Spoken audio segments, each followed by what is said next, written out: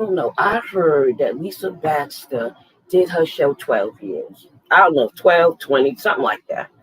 Uh-huh. That's what you heard? Nah. And I heard that she's going to stop after August. What is that about? We need her. I don't know what her problem is. She said she's tired. She said she's sick. She said her bones hurt. She said she need a break, and she said she need a rest. And then she said she couldn't teach us nothing else. There's always something else to teach. I don't know what her problem is. I don't know what's wrong with her. No, girl. Mm-mm. And then I heard one of those kidney networks offered her a podcast. Now, if she that tired, she shouldn't be getting no offers. Well, she is good, though, so I understand why they would want her, but let the woman rest. I ain't mad at her. We don't want to kill her. We just want her to, be here with us, but I don't know if she get that. I know, girl, it's almost 8 o'clock. I can't talk to you. If she only got a little bit of shows left, I want to look at them now. You know what I mean? Well, I don't got time. We already talked. Listen, stop gossiping. Stop gossiping. I got to go. It's time for her show because this is the Lisa Baxter Show, giving you the 411 in the kidney world. Hi, guys. How are you? Something telling me I done left my reading glasses over there. Happy Sunday. Happy Sunday. And I'm glad to see you, glad to know you, glad to have you. All right. And I'm glad you've been sticking with me these whole 12 years. I appreciate in my 2.5 years on Urban Health. Yes, I do appreciate you. If nobody tell you, I'm telling you right now. Let me give you the question of the day before it's too much. All right. The question of the day is, why do they want dialysis patients to only drink 32 ounces a day? Why? Put it in the comment box. Okay. All right. I know you know because you're just smart about whatever's going on with you and in your body. And I'm proud of you about that. I don't know if you guys remember this. Remember this? I used to love these cards. These are the cards that, teach you how to do sign language. Let me see, what was it?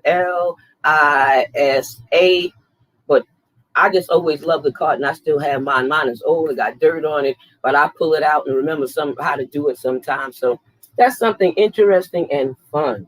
I was so happy the AAKP gave me a beautiful card because I've been a mentor.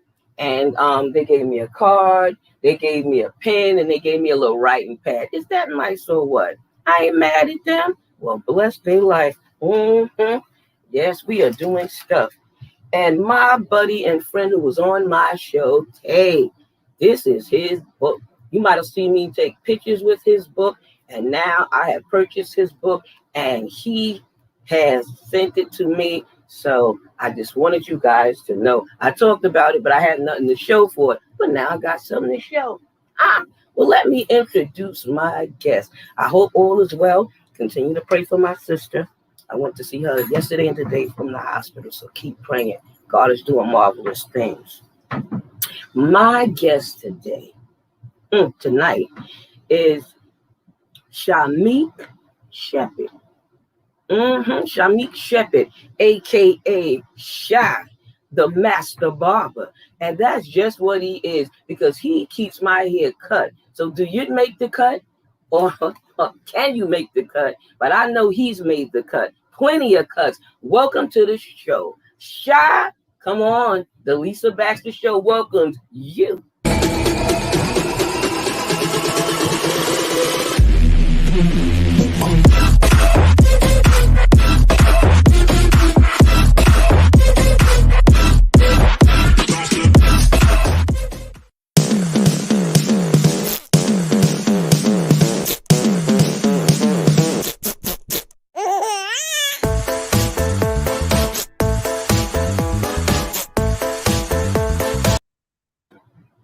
Hey, Lisa, what's up? Hey, Shy. Nothing but good things. Nothing but good things. That's exactly what's up. And it's nice to be alive and kicking. Man, thank you so much for doing the show. We talked about it for years. 7 years that I've known you, the 7 years you've been my barber, and now I got you before I go off the air. So, woo-hoo, I'm glad to have you, man. I appreciate it. Thank you. Wow. I was just thinking about how we had met when I had came into the barber shop you was working in, and you had cut my hair. And I mean, my friends loved it, but the church loved it. All kind of people loved it, especially my husband. And then when he took ill, you didn't count it robbery to come to the house to cut his hair, and to even cut his brother hair that was visiting at the time. So I'm grateful that that you did that and that you do make house calls. People don't know that about barbers, but you actually make house calls. So thank you for that. And that was the last cut he had, and they talked about that in his suits when he went to be with the Lord. So thank you once again for doing that service to me and for me. Yeah, no, I appreciate it. Thank you. It was a pleasure, of course. At the end of the day, I'm sorry. Hi. All right, hold on, Ryan. So yeah. I know how love is, and I know how babies are. Trust me. We had one around here. I didn't lock the door. I was so nervous. They took him out, but he just might bust in here. So I keep looking, but God knows all things. Well, I'm not going to keep you long, of course, but what I wanted to do is, what made you go into this type of profession? Not for nothing. I'm not the type to really limit myself. I had a few other jobs, and I had more control over this one, and it paid off. It paid off. I created my own schedule. I worked how I wanted. I dealt with whoever I wanted to deal with, and like I said, I just grabbed it by the reins and brought it in. Now, you have anybody in the house with you? Yeah, I have my daughter's here, my lady's here. Okay. All right. So maybe they give me just a little bit of moment so I can finish this interview. I know you was telling me that before this, but I want them to be able to hear your story. All right. Hold on. Okay. Bless you, booby. She's so cute. Thank you. She grew so much, guy. I remember both of your daughters. She grew so much. All right. No. Hallelujah. I ain't mad at you. Bring it on in. Well, Shy's a good barber. He happened to work in Jamaica Avenue in Brooklyn. Jamaica Avenue in Queens. And he works in a shop, and I'm just glad that he has so many people all the time. You have to make an appointment to be with him and stuff like that. So that's how he rolls and runs. So, I wanted him to tell his story because he has a beautiful testimony and he has a nice craft. And I'm always trying to get him to do some kind of some kind of workshop or fundraisers or something to show people either how to cut or that they can make this a good profession as well. So now, again, what made you choose this profession, and what other jobs did you have before you actually did this? All right. Growing up, I always wanted to work. I always was attracted to, I wouldn't say money, but progress, success. Growing up, my mom used to take me around with her. She was a CO. She retired. She was in the military. She did the whole 9 yards. And growing up, when she used to take us places like public transportation, especially, it was one time I remember seeing a homeless person on the train. And I know a lot of homeless people, they beg for change and food and whatnot. People give it to them. And I always said to myself, I'm a kid, but I'm okay because I got my people that's raising me. I know everybody else has the same opportunities. Well, a lot of people have the same opportunities, but some don't. But for the ones that do, is I always said, how do you become homeless? How are you not able to make it? I know life is hard, but you always have to try to find a way to make it. And that was always what I am. That's how I am. If there's a problem, I'm going to try to find a solution. Based off of that experience, I always told myself I would never be a failure or homeless or I can't. It's just something about it. It's just I just can't do it. So at the end of the day, like I said, with this job, I'd had other jobs, of course, but it was pretty much doing something for somebody else. I said, nah, I got to find something else. You can't really you don't have that much control over your time when you're doing that. Yeah. If you work with somebody, they controlling your time. But when you start moving on your own and finding a way to get it out, then it comes a little better, a little bit easier. Wow. Well, then that's good. I mean, you're a man that knows what you want, and you did, and you set out to do what you wanted to do.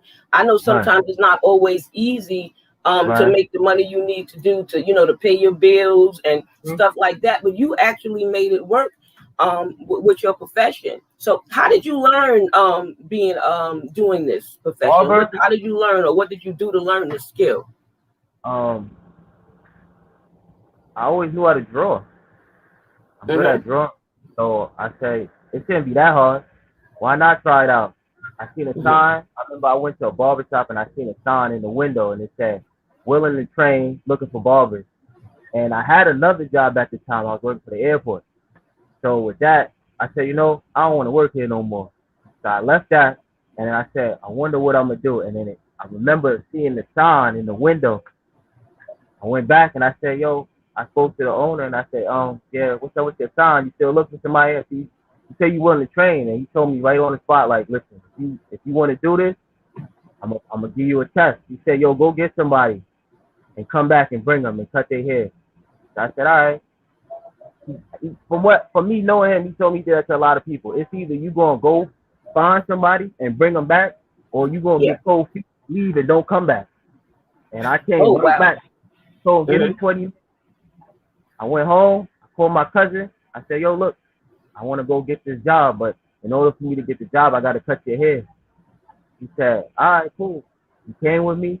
On the way to the shop, I kid you not, I was on YouTube looking how to do like blends, because I know a lot of times people want tapers or fades, and that's considered a blend when it goes light into dark. That's a blend. So that's a fade. So that's a challenging task to do when you becoming a barber. That's a hard task. But regular haircuts is everything the same length, just a little lineup. That's easy. But the test is, can you do a blend? If you don't know how to do it and you try, it's more so like, I'd rather you try than not at all. And Yeah. that's what I did. Tried. I brought somebody. I tried. He told me what kind of haircut. He said, yo, just give him a little blowout. That's a taper. Light into dark on the corners and the back. I tried it out. He looked at it. He said, yo, just line them up. I lined my little cousin up. He said, all right, come back tomorrow. That was it. Ever since then, day one. And that was 2012. That was 2012. Wow. And ever, I've been Well, on it. how hard was the training, Shot, It when he wasn't really, trained you? honestly. What it was is, I'm good at any new task. If you show me, once I put my hands on it and start moving around with it, I get it just like that. So with Ah, him, he had visual. two other barbers. Correct. He had two other barbers, and they already had experience doing barbering. One was from PA, and another one, he was from Louisiana. So it worked out because I had three barbers around me with three different styles. And me, I'm just starting out, so I got to create my own style.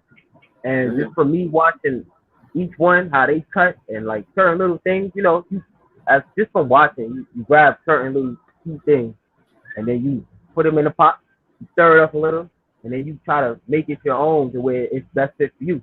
And that's what I did. Wow, That's what I that's did. amazing. You observed and you took it and you ran with it. Sometimes people give up. Look, I can't get it. Who gonna Right. let me cut their hair?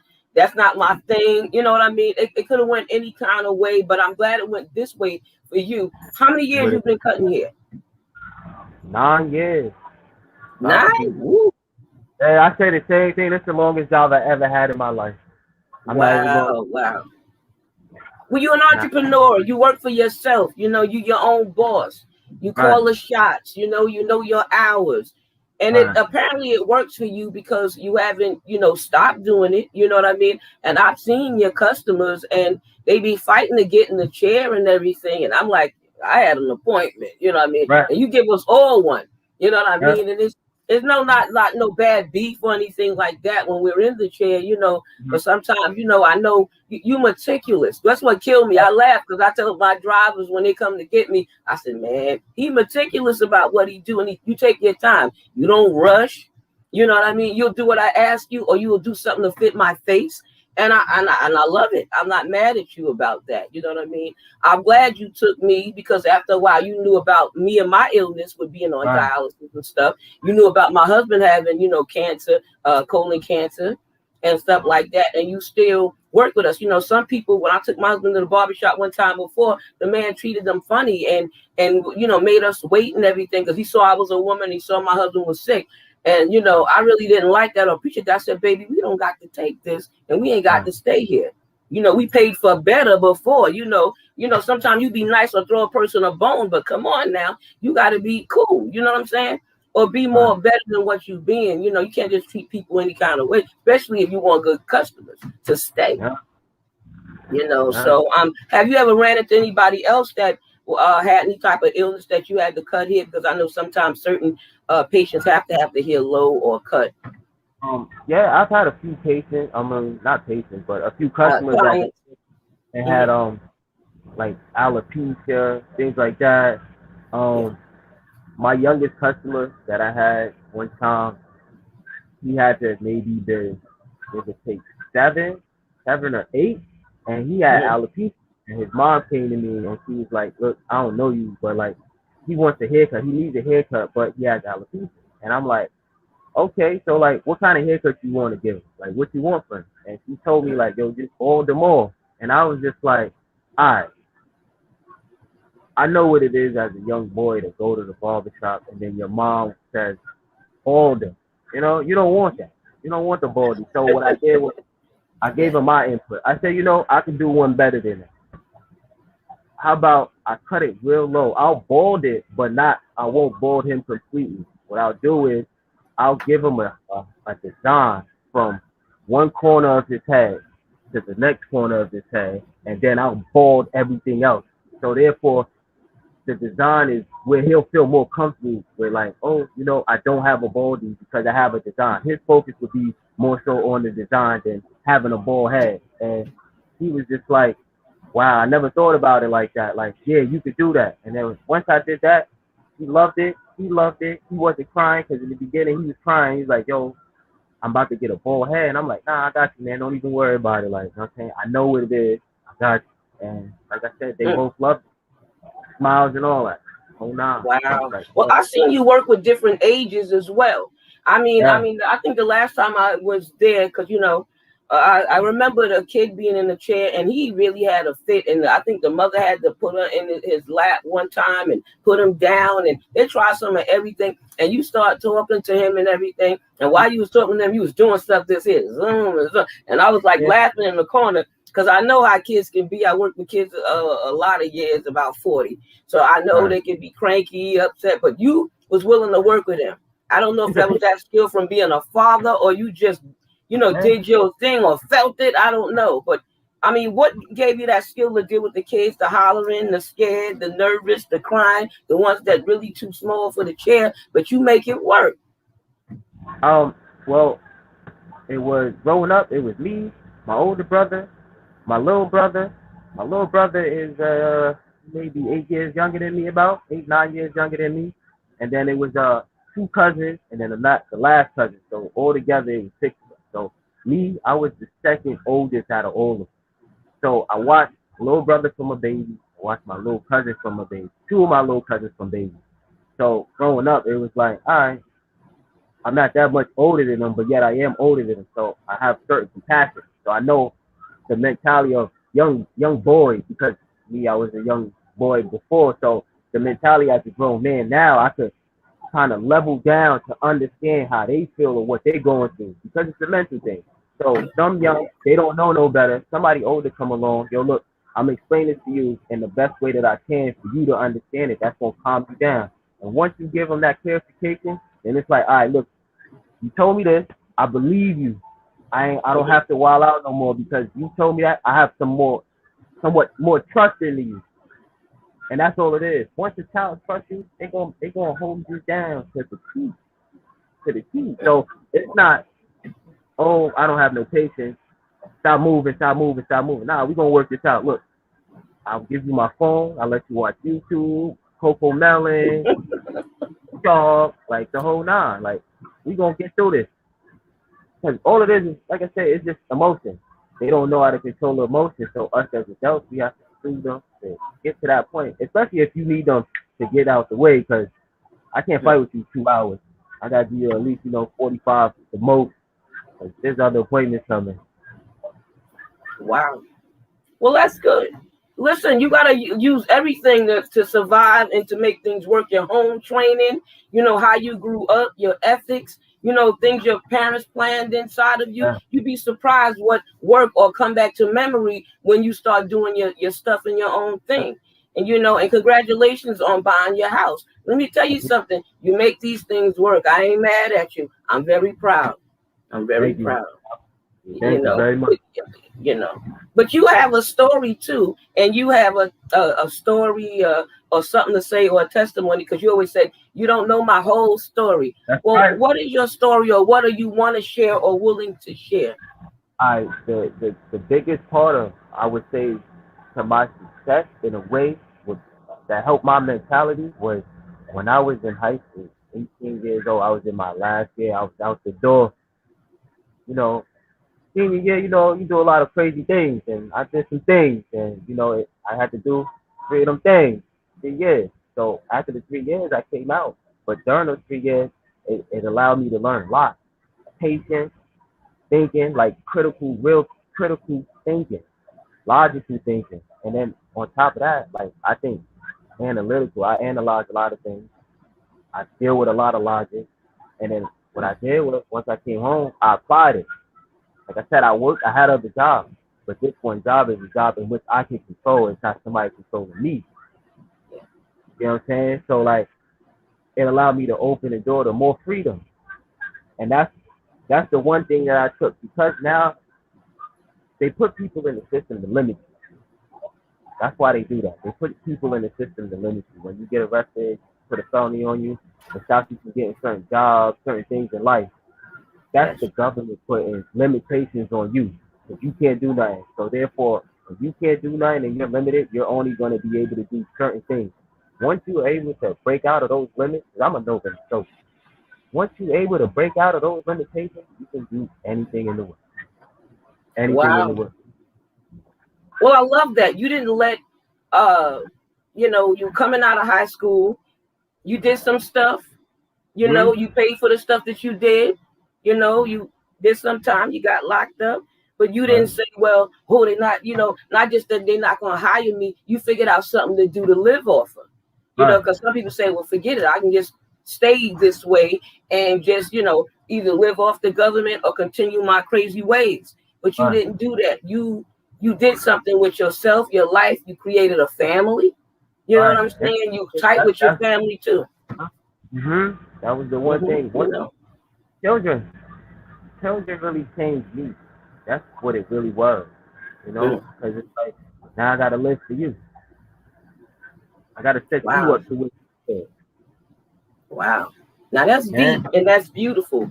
You know what I mean? I'm glad you was able to turn around. You was able to do something with it. You know what I mean? Wow.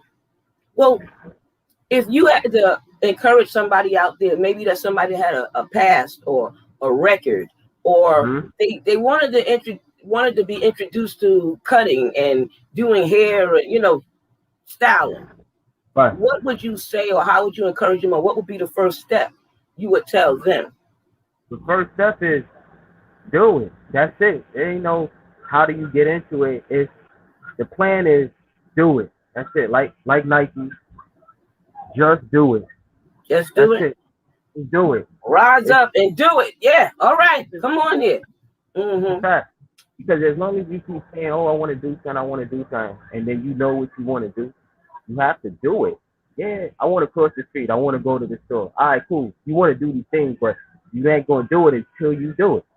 You want to cut hair? Go get some clippers. Start off in your basement. Maybe shape yourself up in the bathroom. Maybe get a buddy, shape them up. If you're a female, you know how to braid. If you don't know how to braid, go get a little doll with some hair. Watch YouTube. That's right. Things on YouTube. Never limit yourself. I like that. You said go in the basement. Get some people. I guess you not only got to practice on the doll and stuff. You gotta, Get other people involved. Sometimes when people see you trying, they'll stand behind you, or they'll stand with you, or they'll help you. But if they don't see you doing that, forget it. But you have some ideas and you have some skills and you're able to tell it. What else you got to say? I'm sorry. Before we even finish the show, I want to make sure this goes out. When it comes to life, person do two things. It's either going to burst pipe or make diamonds. Which one would you want to do? That's all.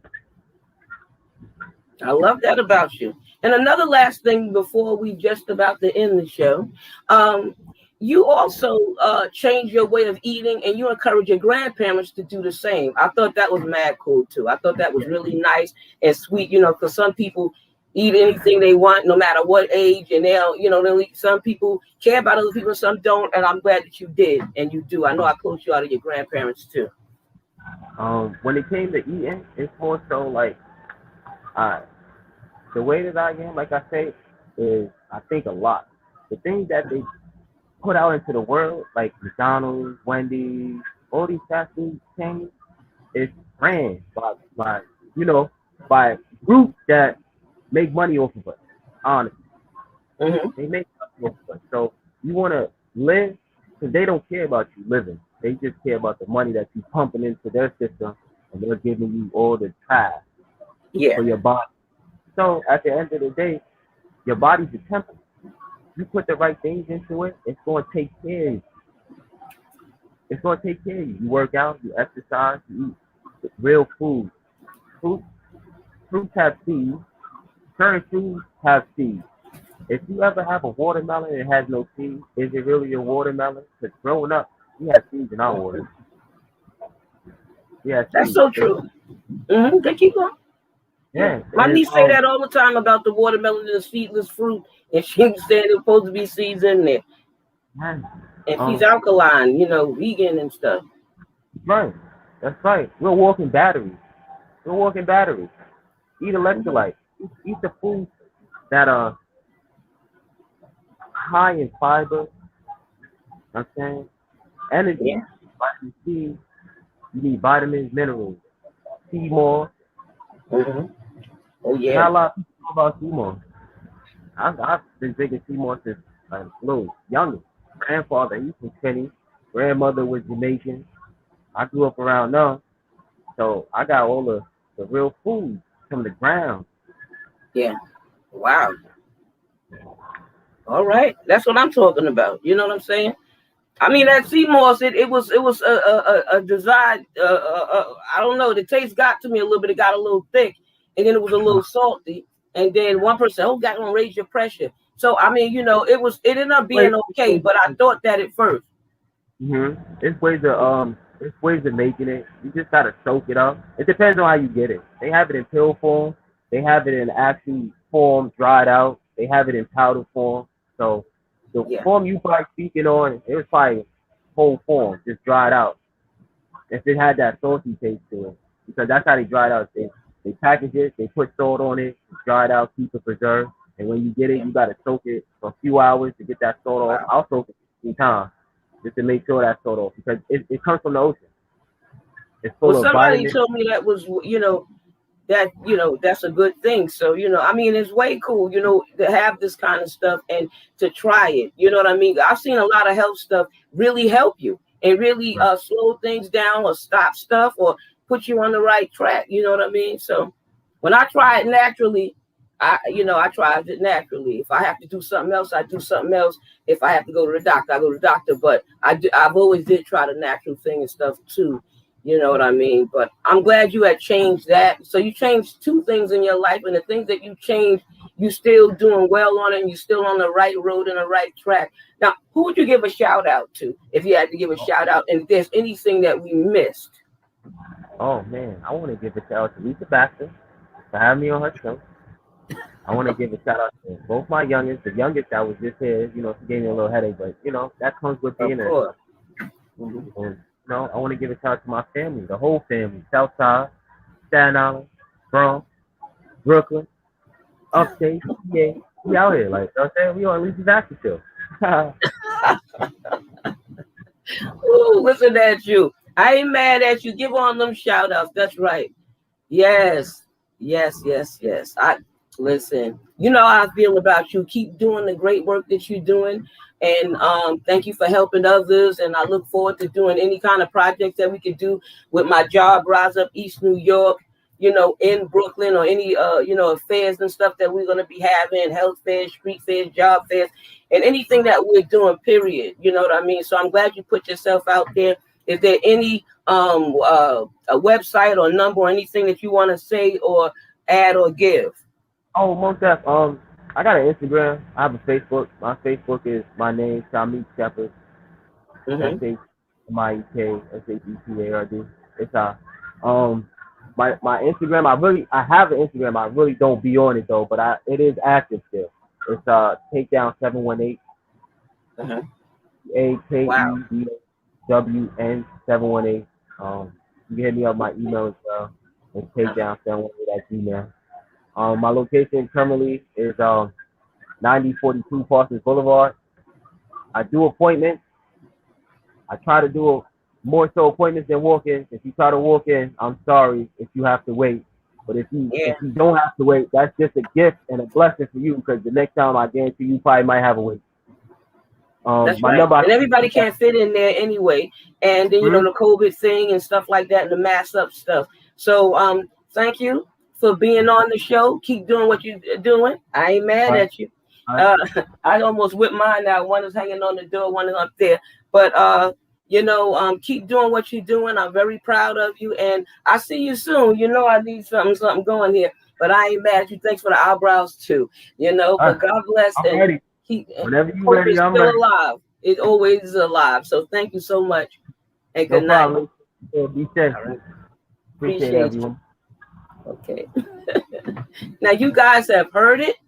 You have saw it and you have witnessed it. And he's an excellent young man and a good barber. I know you see all the things on the door. Those are all the visits at the hospital with my sister, so that, you know, they make you take the ID shot. So I figured I'd throw that in there. But anyway, V for Victory. We got a couple of more shows to go. Be with us and everything like that. We have the author show coming up. Ask the author and the producer and all of these different shows. So it's panel shows. So you pray for us. You know, hopefully we'll get it all out there before August is done. If not, I meant to do it. And I love you guys. And thank you. Mwah. Your girl.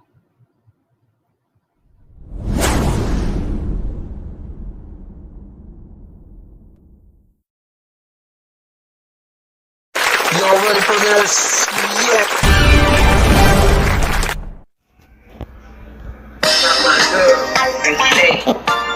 This is the Lisa Baxter Show, giving you the 411 and the kid me one.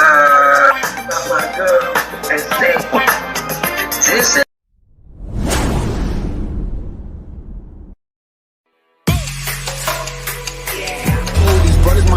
Know that they fly, know that they ride or die. I keep boys by my side, CJ I, now I gotta roll with ice. Cody's brothers my guys, know that they fly, know that they ride or die. I keep boys by my side, CJ I, now I gotta roll with ice. Ride or die.